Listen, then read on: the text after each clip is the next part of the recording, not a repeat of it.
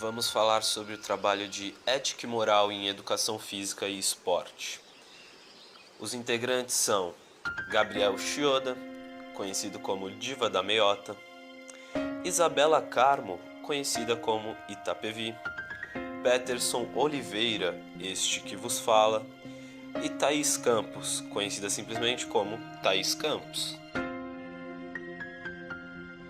A origem etimológica do termo ética encontra-se no ethos, da Grécia Antiga, morada do homem, espaço construído pela ação humana que transcende a natureza e transforma o mundo, conferindo uma significação específica.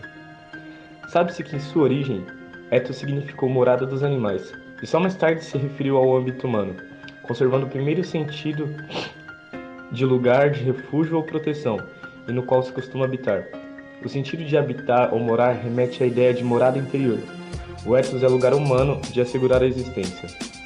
O ethos transcende a natureza para um espaço cultural do mundo, transformado pelos seres humanos.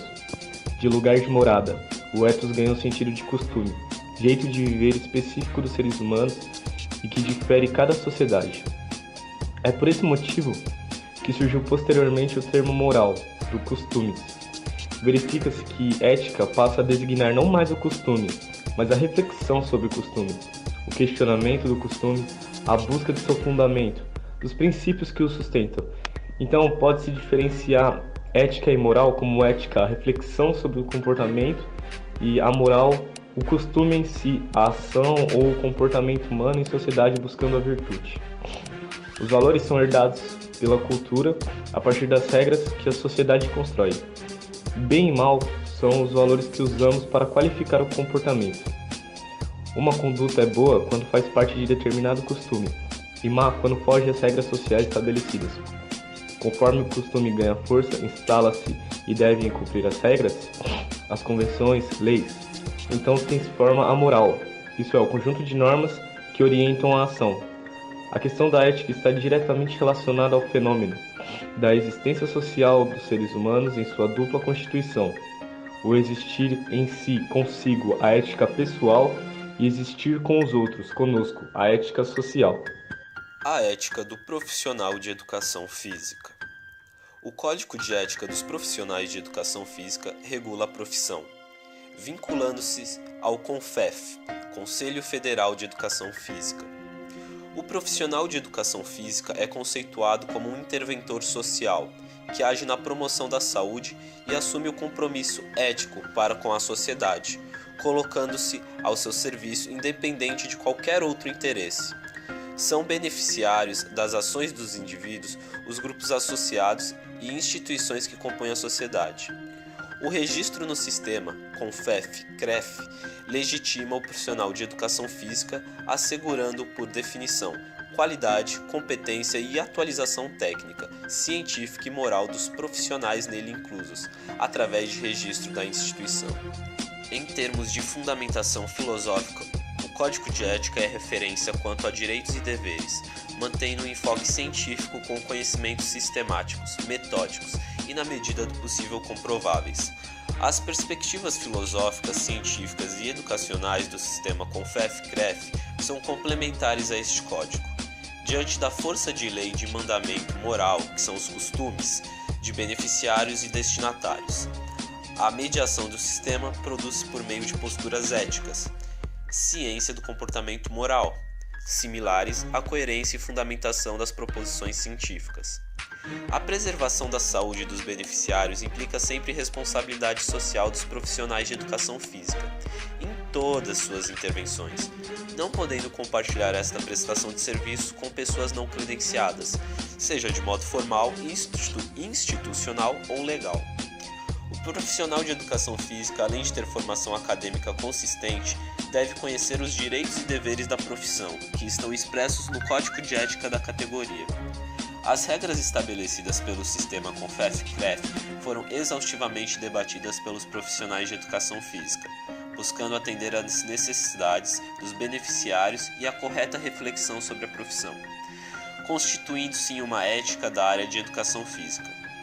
O Código de Ética do Profissional de Educação Física e a sólida formação acadêmica devem preparar o profissional para atuar com ética, favorecendo a população, indo além do desenvolvimento da força, da flexibilidade, da agilidade e da resistência. Algumas das diretrizes para o desenvolvimento da atividade do profissional de educação física são: transparência em suas ações e decisões, com pleno acesso dos beneficiários às informações relacionadas aos exercícios e sua competência; autonomia no exercício da profissão, respeitados os preceitos legais e éticos e os princípios da bioética; priorização do compromisso ético acima daquele de natureza corporativista, entre outros. Entre algumas das responsabilidades e deveres do profissional de educação física estão: promover uma educação física que se constitua em meio efetivo para a conquista de um estilo de vida ativo dos seus beneficiários, assegurar a seus beneficiários um serviço profissional seguro, competente e atualizado, comunicar formalmente ao sistema CONFEF-CREF fatos que envolvam recusa ou demissão de cargo, função ou emprego motivados pelos respeitos à lei e ética no exercício da profissão, e promover o uso adequado dos materiais e equipamentos específicos para a prática de educação física. Ética no esporte. Existe no esporte, em especial no profissional, um movimento que preza pelo jogo limpo chamado Fair Play. Este foi adotado durante as Olimpíadas de Atenas, quando um idealizador se expressou da seguinte maneira: não pode haver jogo sem fair play. O principal objetivo da vida não é a vitória, mas a luta, que deixa clara a preocupação com a ética no esporte competitivo. O fair play tem sido considerado um dos principais valores do esporte moderno, a orientar a conduta dos participantes para o respeito às regras, aos árbitros, adversários e aos princípios da igualdade e da não violência. Para Katia Rubio, o fair play presume uma formação ética e moral do atleta que pratica determinada modalidade e se relaciona com os demais competidores, e que esse atleta não fará uso de outros meios que não a própria capacidade para superar os oponentes. Nessas condições, não se admitem formas ilícitas que objetivem a vitória, o suborno ou o uso de substâncias que melhorem o desempenho. Destaca-se também o papel tanto dos países como dos treinadores acerca da busca da ética e moral dentro das práticas esportivas, respeitando os adversários, as regras e a si mesmo, pois alguns treinadores podem exigir resultados fora da capacidade física normal do atleta, o forçando a tomar medidas drásticas para alcançar tais objetivos, como o doping. Cabe, portanto, aos profissionais envolvidos na prática esportiva pensar e colocar em prática soluções para frear o declínio pedagógico do espírito esportivo na sociedade atual. Tais soluções devem incluir a revisão do processo de gestão e administração esportiva mundial, a elaboração de novas regras, novos incentivos à atitude de fair play e a promoção de uma educação desde a infância voltada para a ética. Vê-se que a contribuição do esporte para o pensamento e comportamento ético do indivíduo também se torna de suma importância para sua formação. Ocorrem casos de atletas competirem em Olimpíadas defendendo um país que não é o que nasceu e viveu, exemplo claro de uma manobra antiética de países gananciosos. Comprarem isso os atletas para levarem mais medalhas para aquele país. Doping. O doping é a forma de melhorar artificialmente o desempenho físico e mental do atleta por via de qualquer substância proibida pela regulamentação esportiva. A exemplo, tem-se os esteroides, que são as drogas mais comuns. Além deles, a lista inclui o uso de estimulantes, hormônios, narcóticos e maconha, diuréticos, que podem mascarar a presença dos demais, e a utilização de métodos proibidos, como transfusão de sangue. No mundo do esporte contemporâneo, os atletas são submetidos a um círculo vicioso de conquista de títulos e medalhas, independentemente da forma ou do que for necessário fazer para que isso aconteça. Vencer a qualquer preço, por vezes, requer superar os limites físicos do ser humano. O aumento do uso de substâncias ou métodos proibidos, destinados a melhorar artificialmente o desempenho esportivo, motiva uma intensa ação de combate por parte de autoridades nacionais e internacionais. Aqui, o objetivo é evitar a ocorrência de uma vantagem desleal de um competidor sobre os demais, além de preservar os aspectos éticos e morais do esporte e, acima de tudo, a saúde do praticante. A Unesco tem forte presença no combate ao doping, participando e determinando questões como feito na Carta Internacional do Esporte.